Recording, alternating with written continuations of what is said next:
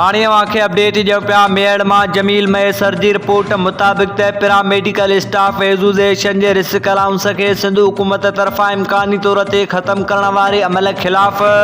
अॼु paramedical allowance Sindh तरफ़ां सॼे सिंध जे अस्पतालनि में परअमन एहतजाज कयो वियो। उन मौक़े ते तालका अस्पताल मेड़ में पैरामेडिकल अलाउंस अॻुवाणनि कारकुननि तालका अस्पताल जी मेन गेट खां हिकु परअमन एहतजाजी रैली कढी वई, जेका तालका अस्पताल जी मेन गेट ते नारेबाज़ी कई वई। रैली के खिताब कंदे पाकिस्तान पैरामेडिकल स्टाफ RP 2076 तालका सदर मुख्तियार अली खोसो, MPA जिला जनरल सेक्रेटरी डॉक्टर इमामुद्दीन खोसो, डॉक्टर हिदायत अली खोसो, डॉक्टर अख्तर हुसैन घुरड़, जाहिद हुसैन मैसर, गुलाम नबी चांडियो, महबूब चांडियो, मोहम्मद आज़म पंवर, मंजूर कुबर, वाजिद अली पयार ऐं ॿियनि पंहिंजे अलॻि खिताब में चयो त ताज़ो ई सिंध काबीना जे गॾिजाणी में असांजे रिस्क अलाउंस खे ख़त्म करण वारे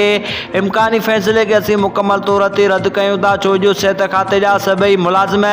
पंहिंजी जान जो परवाह न कंदे हू हर वक़्तु रिस्क ते हूंदा आहिनि।